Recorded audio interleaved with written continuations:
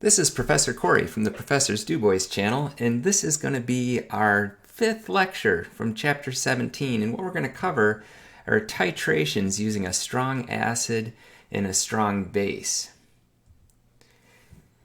You might remember doing a titration in Chem 111, an acid-base titration, where we used phenolphthalein as an indicator. Well, there's other indicators, and indicators are used to determine when a solution has reached its equivalence point. And the equivalence point is when we have equal amounts of the acid and base.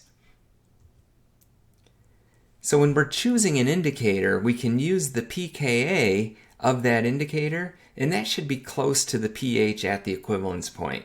And we'll get into more of this later.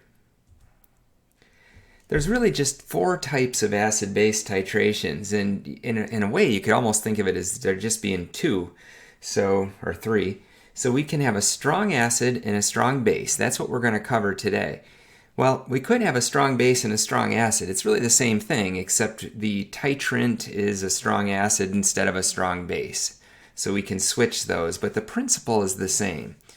We could have a weak acid and a strong base, or a weak base with a strong acid, and we'll cover those, the weaks with the strongs, in a subsequent lecture. For all of these titrations, there's regions that are of pretty great importance, and we're going to talk about how to calculate the pH at these different regions. This is showing a plot of pH, and we have 0.100 molar HCl. We can see that that must have been in the flask because they're saying volume of NaOH added on the x-axis. So we know we're adding sodium hydroxide. That's a strong base. So we're starting with a strong acid in the flask. It has a pH. It's very low. That's why I know it's an acid. And one of the things you'll notice is this equivalence point, and this is going to be halfway up this really steep jump in pH. This will have a pH of 7 for a strong acid, strong base titration.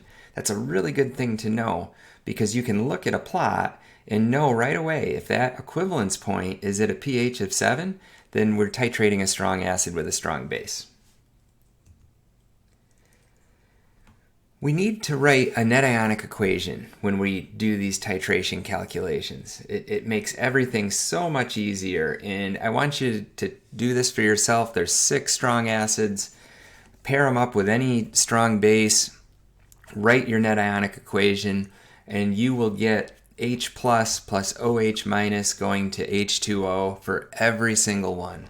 So if you can identify that you have a strong acid and a strong base, you can quickly write the netionic equation, and we're going to use this with an it's not an ice table, it's a stoichiometry table or a mole table to calculate how much of the hydronium or hydroxide ion is present. So here's an example. We're going to determine the pH. We're going to do a titration of 75 mils of 0.1 molar HCl. And then we're going to titrate it with sodium hydroxide. So strong acid, strong base. And they want to know the initial pH. Well, initially we haven't added any sodium hydroxide yet. So this is just the 75 mils of the acid. So we're in molarity. We can keep it in molarity. A strong acid, by definition, fully dissociates, fully ionizes. That means in solution, there are just H pluses and Cl minuses present. So if the HCl is 0.100 molar, the H plus ion is 0.100 molar, and the chloride ion is also 0.100 molar, but that doesn't really affect us because that chloride ion is a neutral ion. So I can take the negative log of that hydronium or H plus ion concentration and get the pH before anything's added, and the pH is 1. I like to just kind of do a check here. Does this make sense? So I have a strong acid, I have an amount of it, and the pH is very low. That does make sense. So that's a good check. Now when I start titrating or adding sodium hydroxide, I'm going to expect this pH to go up. After 20 mils of NaOH is added, now we're going to need that mole table because we're adding two solutions together. The volume's changing, Molarity is moles per liter, and once we start changing the volume, the molarity is going to change, but the number of moles will not. For instance, if I take that 75 mils of the HCl and convert it to liters by multiplying by 1 liter over 1,000 mils, my mils cancel, and then I use the molarity, 0.100 mole per 1 liter, I have the moles of HCl. Now that I can add volume, I can add water to that, and I still have 0.0075 moles, but as I added water, the molarity would change. So that was, just based on molarity, that was in 1 liter. So we go to moles, and we're going to do the same thing for the sodium hydroxide. So I have 20 mils, convert to liters, times the molarity, I get the number of moles, and then I'm going to set up my ice table and put in those values for each for the initial row. We have that netionic equation, so we're going to start out. We'll just put 0 in for water. Again, that doesn't even affect us because the pH of water is neutral. On the reactant side, we subtract by the lowest one. This is a single arrow. This is not an equilibrium. This is going to go right to completion. No X here. This is going to go until one of those reactants runs out, or maybe both of them run out. But in this case, it looks like the OH runs out pretty quickly. We're left behind with 0.00550 moles of the H+. So over on the right, you can see in the dark color, I took that number of moles and I divided by the total liters. So I took 75 mils, that was the HCl plus the 20 to get 95 mils, converted that to liters, 0.095. I do the division and get the molarity of the H+, and then the negative log to get the pH. pH has come up slightly, and that was expected. At the equivalence point, same netionic equation, strong, but equivalence point, what that means is we have equivalent moles of both of the reactants, the H+ and the OH-. So what happens at the equivalence point is we're left with nothing on the reactant side. All we have is product, which is water, neutral, pH is 7. So this question requires no work. Remember, we looked at the plot and we found the equivalence point and we saw the pH was 7.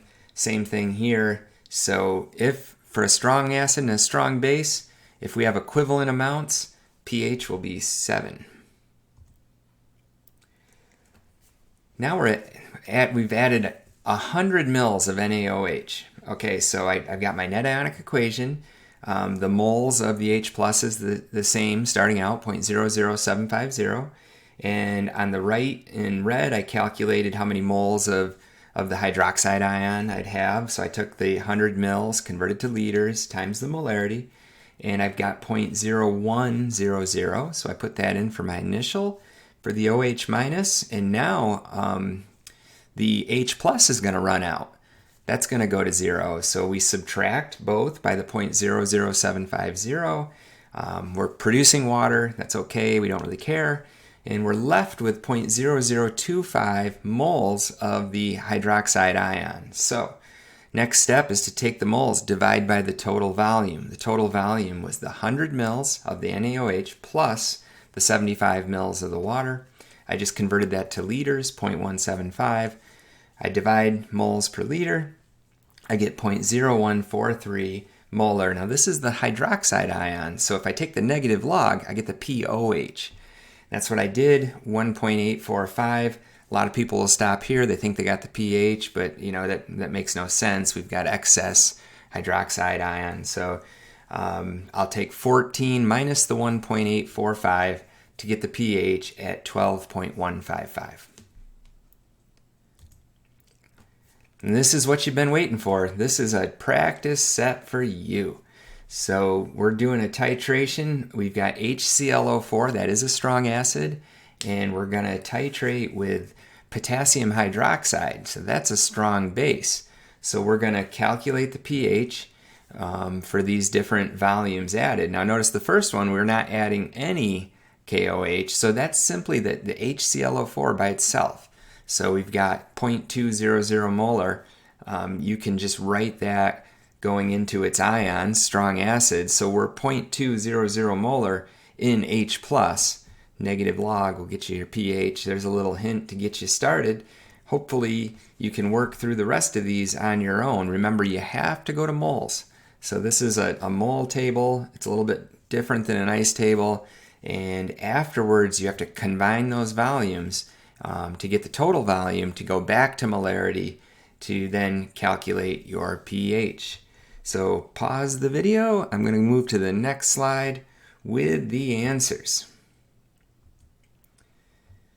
Here you go with the answers. Good luck with this.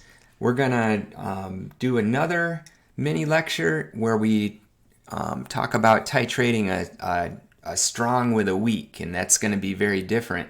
And there's going to be some pretty neat things it can show you with the plots on that as well. So stay tuned for more. Thanks for watching the Professor's DuBois channel.